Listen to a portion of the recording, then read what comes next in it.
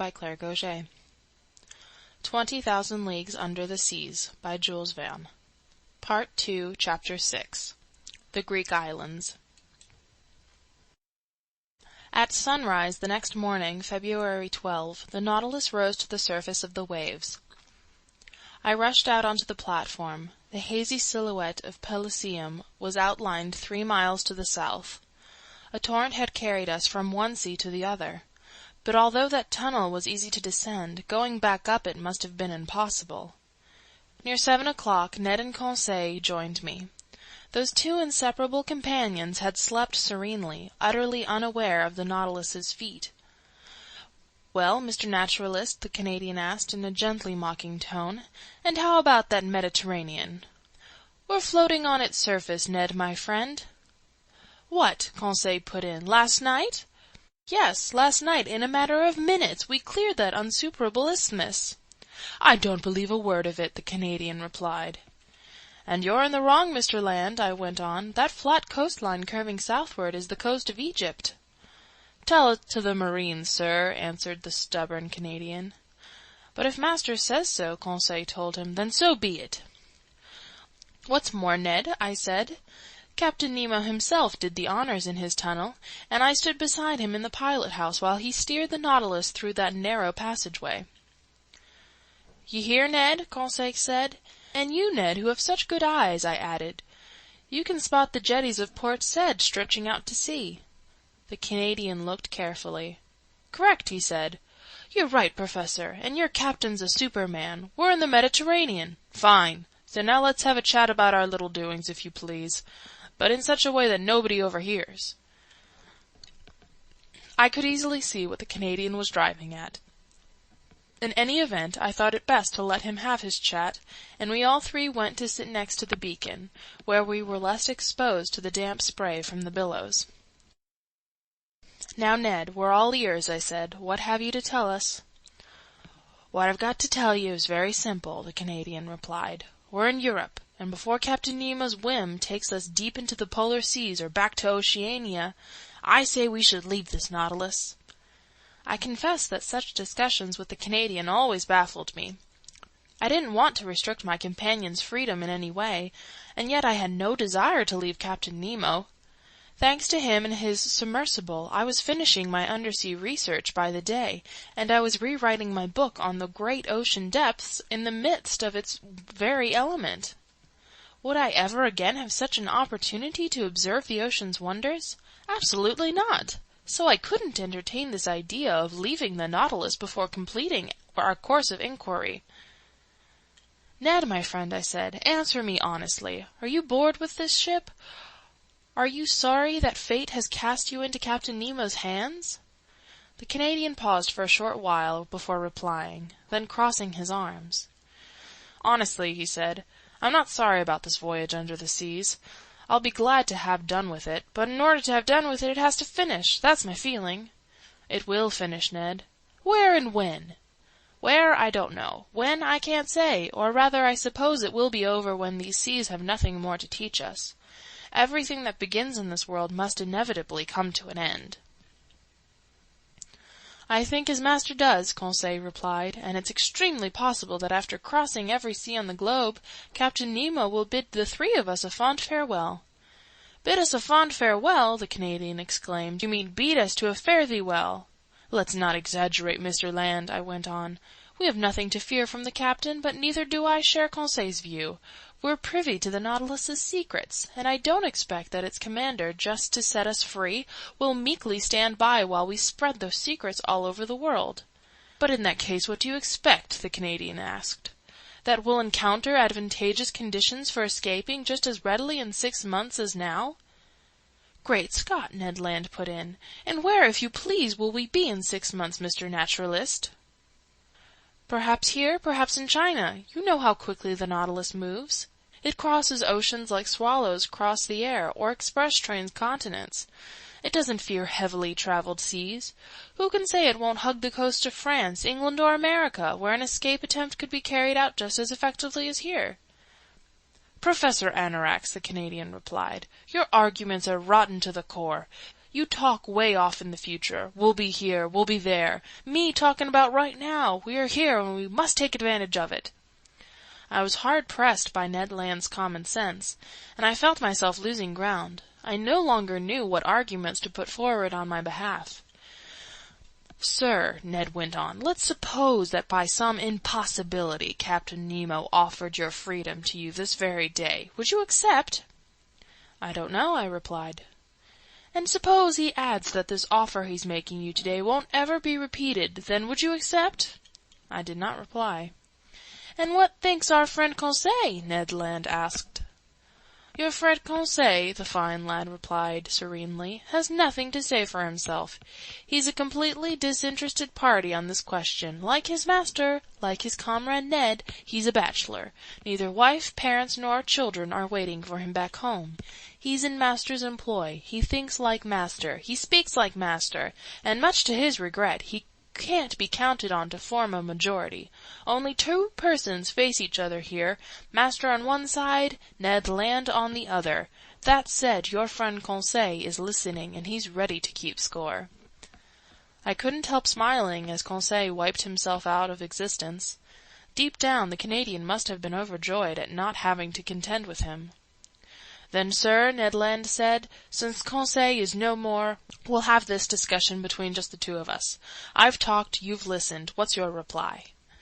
It was obvious that the matter had to be settled, and evasions were distasteful to me. "Ned, my friend," I said, "here's my reply. You have right on your side, and my arguments can't stand up to yours. It will never do to count on Captain Nemo's benevolence. The most ordinary good sense would forbid him to set us free. On the other hand, good sense decrees that we take advantage of our first opportunity to live the Nautilus."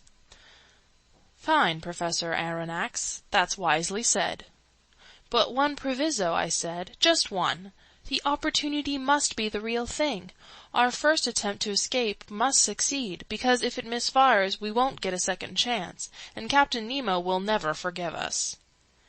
"That's also well put," the Canadian replied. "But your proviso applies to any escape attempt, whether it happens in 2 years or 2 days. So this is still the question. If a promising opportunity comes up, we have to grab it." "Agreed. And now, Ned, will you tell me what you mean by a promising opportunity?" "One that leads the Nautilus on a cloudy night within a short distance of some European coast." "And you'll try to get away by swimming?" "Yes, if we're close enough to shore, and the ship's afloat on the surface. No, if we're well out and the ship's navigating under the waters." "And in that event?" "In that event I'll try to get hold of the skiff. I know how to handle it. We'll stick ourselves inside, undo the bolts, and rise to the surface, without the helmsman in the bow seeing a thing." "Fine, Ned. Stay on the lookout for such an opportunity, but don't forget, one slip-up will finish us." "I won't forget, sir." "And now, Ned, would you like to know my overall thinking on your plan?" "Gladly, Professor Aronnax." "Well, then, I think, and I don't mean I hope, that your promising opportunity won't ever arise." "Why not?" "Because Captain Nemo recognizes that we haven't given up all hope of recovering our freedom, and he'll keep on his guard, above all in seas within sight of the coast of Europe."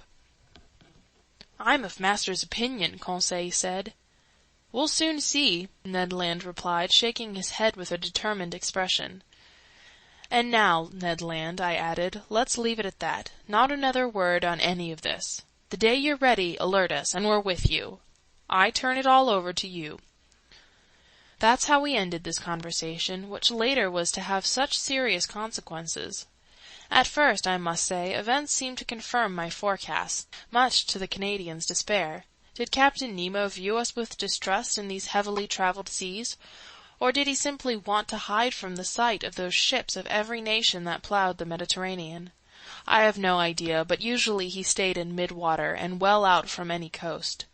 Either the Nautilus surfaced only enough to let its pilot-house emerge, or it slipped away to the lower depths, although between the Greek islands and Asia Minor we didn't find bottom even at 2,000 meters down.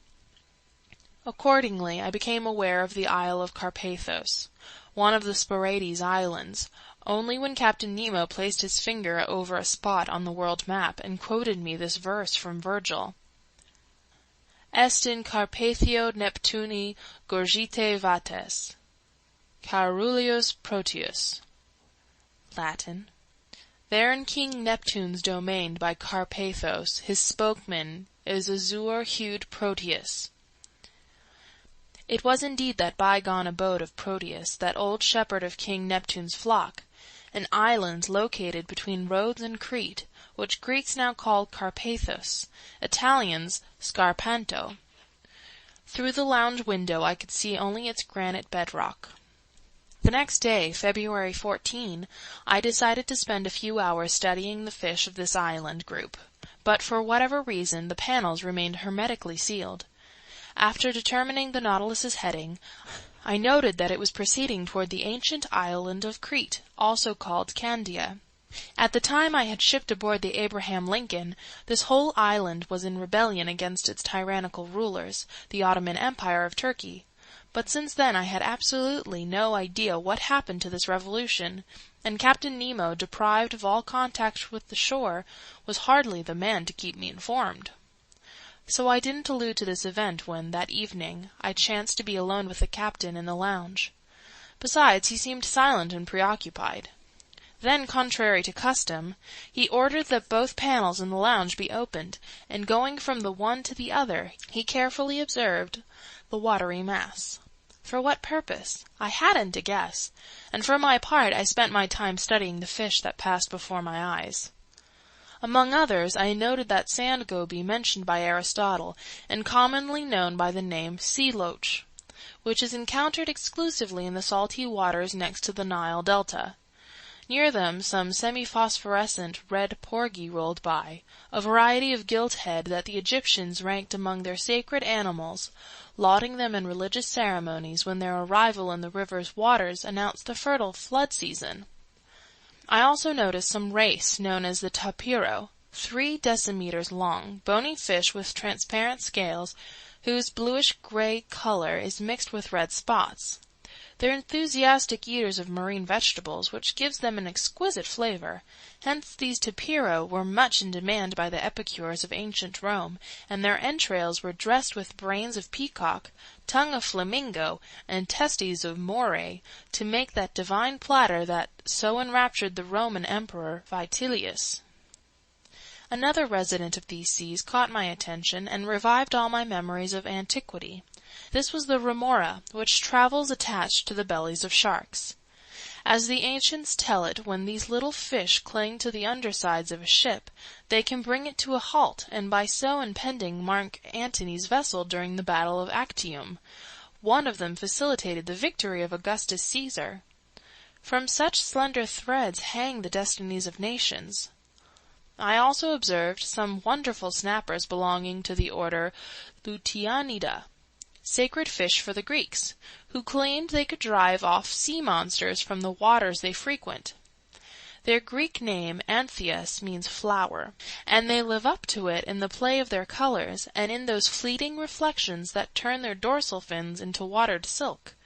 Their hues are confined to a gamut of red, from the paler of pink to the glow of ruby.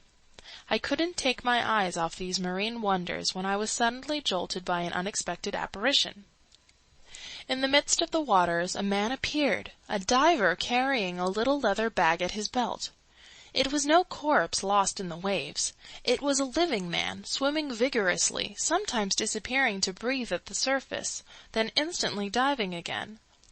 I turned to Captain Nemo, and in an agitated voice, "A man! A castaway!" I exclaimed. "We must rescue him at all cost." The captain didn't reply, but went to lean against the window. The man drew near, and gluing his face to the panel, he stared at us. To my deep astonishment, Captain Nemo gave him a signal. The diver answered with his hand, immediately swam up to the surface of the sea, and didn't reappear. "Don't be alarmed," the captain told me. "That's Nicholas from Cape Matapan, nicknamed Il Pesci, for the fish. He's well known throughout the Cyclades island. A bold diver. Water is his true element, and he lives in the sea more than on shore, going constantly from one island to the other, even to Crete."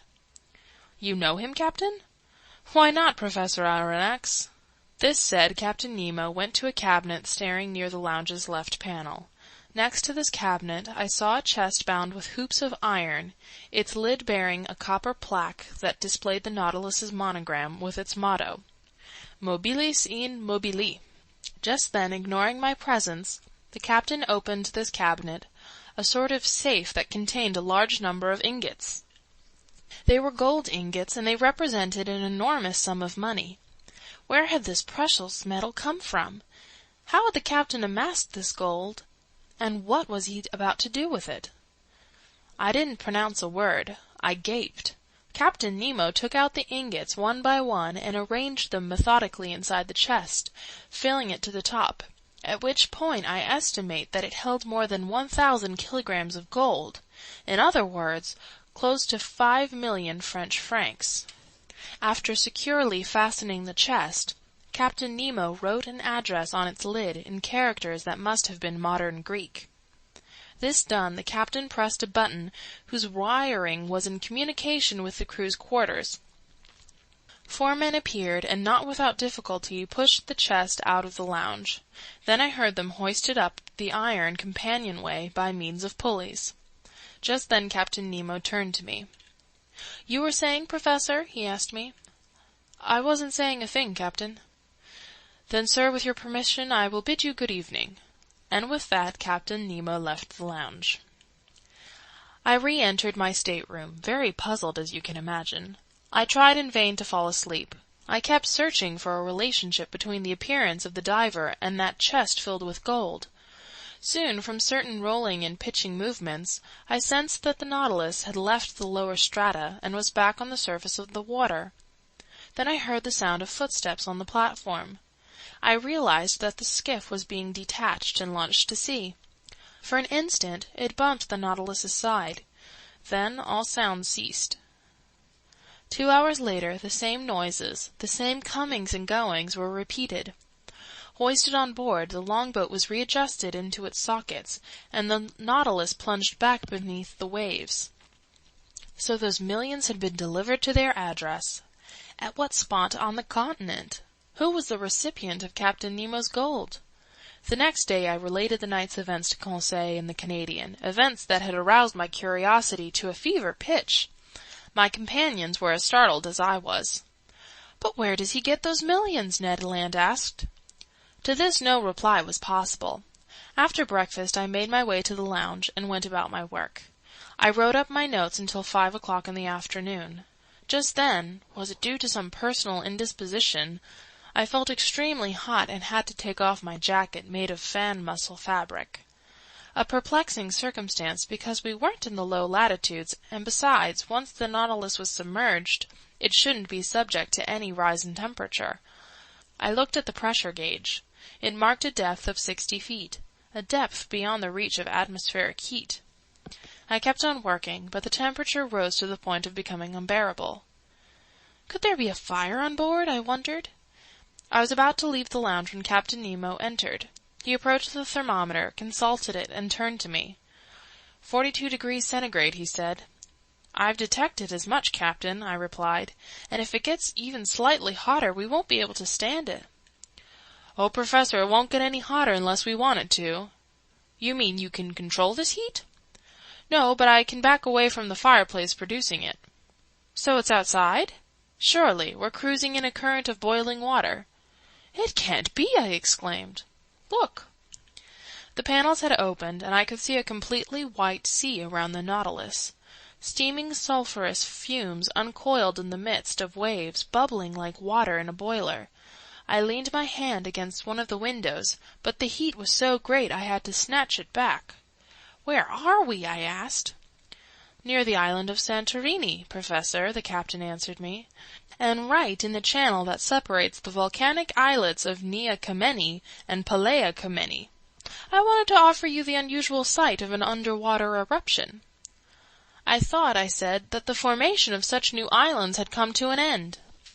"Nothing ever comes to an end in these volcanic waterways," Captain Nemo replied, "and thanks to its underground fires our globe is continuously under construction in these regions. According to the Latin historians Cassiodorus and Pliny, by the year 19 of the Christian era, a new island, the divine Thera, had already appeared in the very place these inlets have more recently formed. Then Thera sank under the waves, only to rise and sink once more in the year 69 A.D. From that day to this, such plutonic construction work has been in abeyance. But on February 3, 1866, a new islet named George Island emerged in the midst of sulphurous steam near Nea Kamenni, and was fused to it on the 6th of the same month. 7 days later, on February 13, the islet of Aphroessa appeared, leaving a 10-meter channel between itself and Nea Kamenni. I was in these seas when that phenomenon occurred, and I was able to observe its very phase. The islet of Aphroessa was circular in shape, measuring 300 feet in diameter and 30 feet in height. It was made of black, glassy lava mixed with bits of feldspar. Finally, on March 10, a smaller islet called Rekka appeared next to Nea Kamenni, and since then these three islets have fused to form one single, self-same island. "What about this channel we're in right now?" I asked. "Here it is," Captain Nemo replied, showing me a chart of the Greek islands. "You observe that I've entered the new islet in their place. But will this channel fill up one day?" "Very likely, Professor Aronnax, because since 1866, 8 little lava islets have surged up in front of the port of St. Nicholas on Palea Kamenni. So it's obvious that Nea and Palea will join in days to come. In the middle of the Pacific, tiny infusiora build continents, but here they're built by volcanic phenomena. Look, sir, look at the construction work going on under these waves." I returned to the window. The Nautilus was no longer moving. The heat had become unbearable. From the white it had recently been, the sea was turning red, a coloration caused by the presence of iron salts. Although the lounge was hermetically sealed, it was filling with intolerable stink of sulphur, and I could see scarlet flames of such brightness they overpowered our electric light. I was swimming in perspiration. I was stifling. I was about to be cooked. Yes, I felt myself cooking in actual fact. "We can't stay any longer in this boiling water," I told the captain. "No, it wouldn't be advisable," replied Nemo, the emotionless.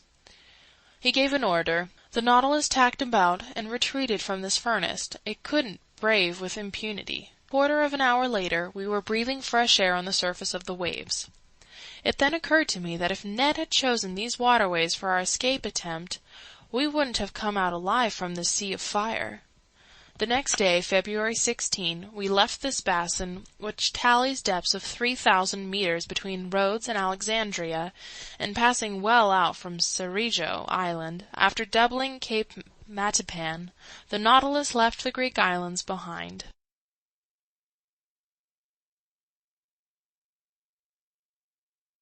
End of Part 2, Chapter 6.